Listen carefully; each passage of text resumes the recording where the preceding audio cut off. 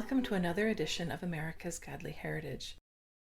We are yet again working on Pilgrim's Progress by John Bunyan. So Faithful and Christian are carrying on walking along, and they encounter another pilgrim. His name is Talkative. Sure enough, Talkative lives up to his name. All he wants to do is talk. Talk, talk, talk, talk, talk, talk, talk. But as we find out, that's not such a good thing. They want to travel together for a while and talk about profitable things. Talkative thinks this is a great idea. He wants to talk, and he says that he thinks talking about profitable things is pleasant. And he mentions a few times how it is pleasant to learn things, it is pleasant to talk about things. His aim kind of seems to be, I want to talk because it is pleasant to do so. He's reminded by the other two that the aim here isn't to have a pleasant time, it is to be profitable with our time and to learn and to grow during this time. So their interactions should have the ultimate aim of growing in their relationship with Christ, not just talking because it's fun to talk. Talkative's response is, well, that's what I said. I said I wanted the time to be profitable. Yeah, he said that once, right at the start. And then he started focusing on, let's talk because it'll be fun. Then Talkative starts talking about the things that he knows Christians should be believing, such as the necessity of the new birth, the need for Christ's righteousness in our lives, the promises of the gospel, things like that. So he's saying a lot of the buzzwords of Christianity. Then Talkative mentions about how people need to come into the knowledge of how they're ignorantly living in the works of the law, and that through this they cannot obtain the kingdom of heaven. Faithful mentions, well, you do know that just knowledge of these things isn't enough, right? You're not going to attain heaven just by talking about it. Oh, and Talkative's like, I know that. Salvation is a gift from heaven.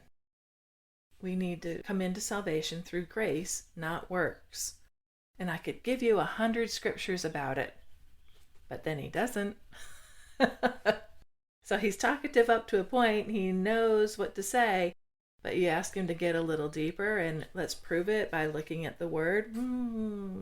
He really doesn't know any verses about it. Despite his faux pas, Talkative is making a good impression on Faithful. And he takes Christian aside and goes, hey, what do you think about having him join us on the journey? I think he'd make a good traveling companion. He'd make a good pilgrim. Christian says, oh, no. You don't know him the way I know him. Faithful says, what are you talking about? Christian says that Talkative reminds him of one of those paintings you see, that from far away it looks really nice, and then the closer you get to it, not so nice. In fact, Bunyan describes Talkative that way right at the beginning of chapter 11. He says that Talkative was a tall man and somewhat better looking from a distance than up close. So twice here, Bunyan is really trying to get across to you the fact that from a distance, when you don't know him so well, Talkative seems like he's a good guy. He seems like he's got his act together, and he's a good moral person, and he's on the road to the celestial city, so he must be a good Christian. But looks can be deceiving. How many times have you heard, don't judge a book by its cover? This is what's going on here. Looks are deceiving. Talkative on the surface seems like he's a good Christian, but you dig a little deeper, you find out he's really just full of hot air. He says the right things, but he is not living a Christian life, and he is not so good looking, as it says, not so good looking when you get a little closer and you dig a little deeper.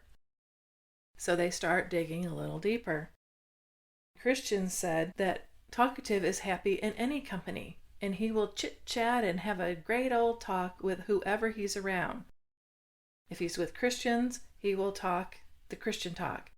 If he's in a bar or in a pub, he will talk the pub talk.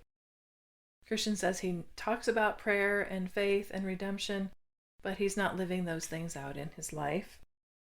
In fact, he's a stain and a reproach on people of religion. We find out later, because of his horrible lifestyle that he leads, he's turned people off to God, turned people away from God. He says he's a Christian, but then this is the way that Christians act. I don't want any part of it. And so people have turned their backs on God because of Talkative. Talkative is well known in the city of destruction. He lives on Gabby Row, and he is known for being an angel outside of the house and a devil at home. If any of his sons try to behave in a way with conscience, he mocks them, and he refuses to help them find work because he just thinks it's ridiculous and wrong. He thinks that hearing and saying good Christian things will make him a Christian. He doesn't realize he actually has to live these things out in his life, that he has to have a change in his heart. Christian says one day he is going to be in big trouble because when he goes to the celestial city, he is going to be judged on the fruit that he has borne in his life, and he has none. In fact, it's actually worse than that. He does have some fruit, but it's all rotten. He has no good fruit, and he has a whole lot of rotten fruit. So he is going to be in big trouble. So Faithful says, how can we get rid of this guy? I don't want to be his traveling companion anymore if that's what he's really like. Christian suggests that they talk about how the Christian lifestyle is being worked out in Talkative's life. So that's indeed what Faithful does. He says, let's talk about how the saving grace of God reveals itself when it is in a person's heart. Talkative responds, well, first of all, it causes you to have a great outcry against sin. Faithful's like, no, wait a minute. Shouldn't you be abhorring sin? Talkative doesn't see what the difference is between crying out against sin and abhorring sin. Faithful says, well, you can cry out against sin but not actually really mean it.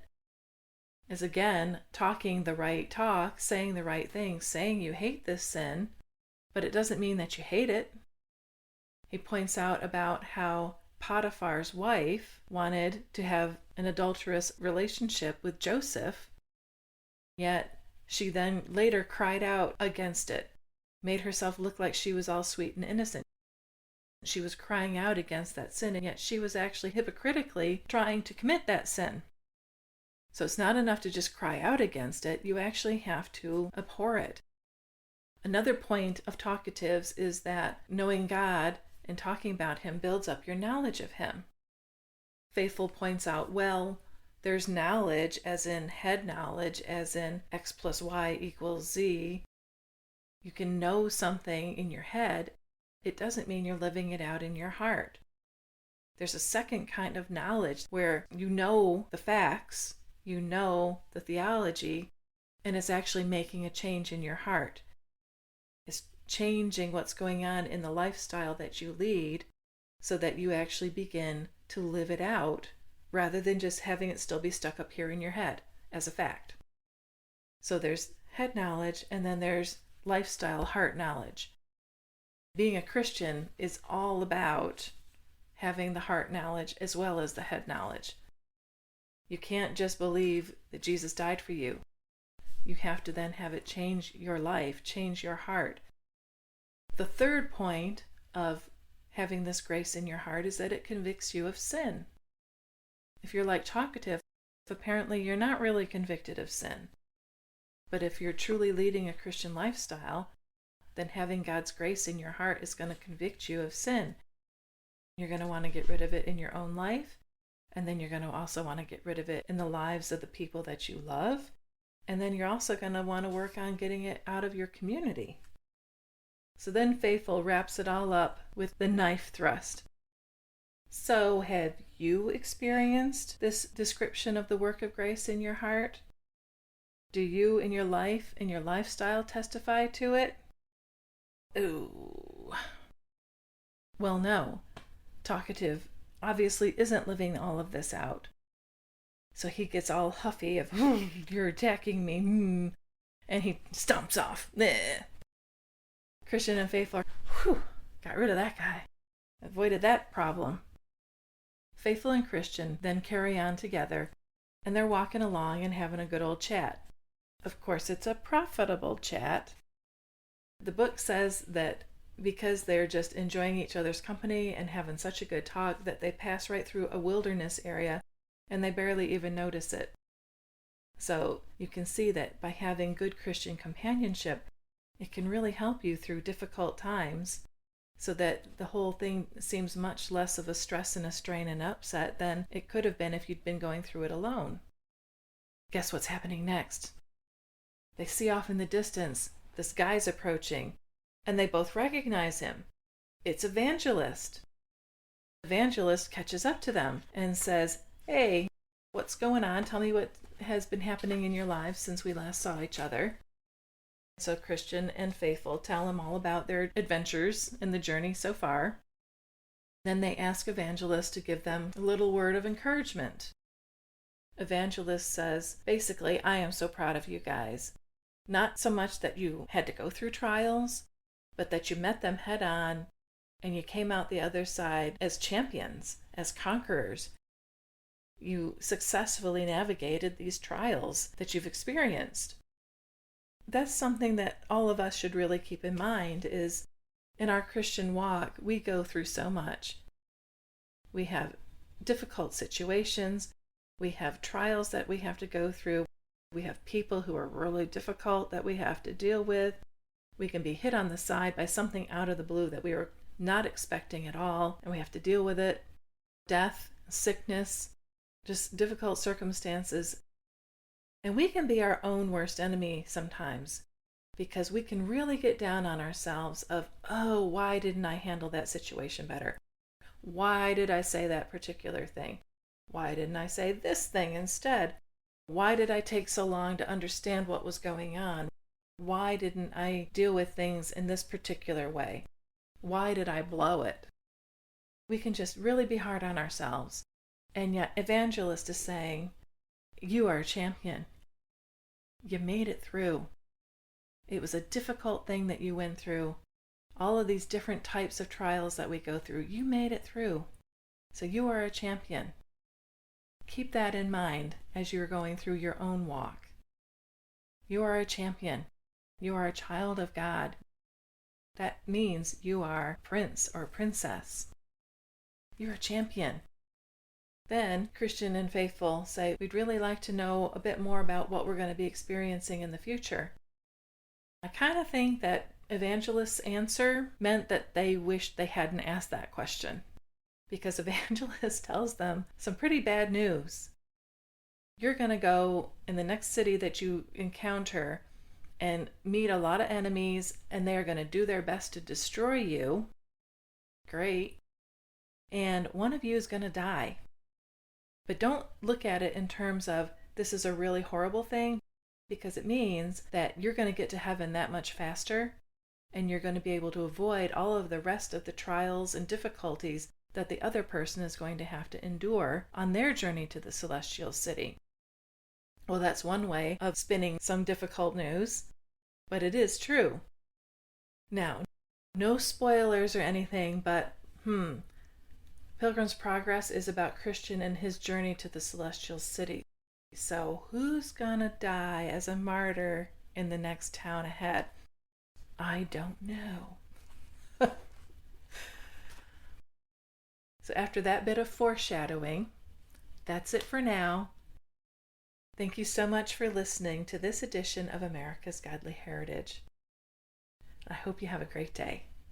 Bye. If you would like to help support America's Godly Heritage or to view the resources used to make this podcast, just go to patreon.com and type America's Godly Heritage in the search box. You can also make financial donations at givesendgo.com. Again, just type America's Godly Heritage in the search box. We really appreciate your support. Thanks again. Bye.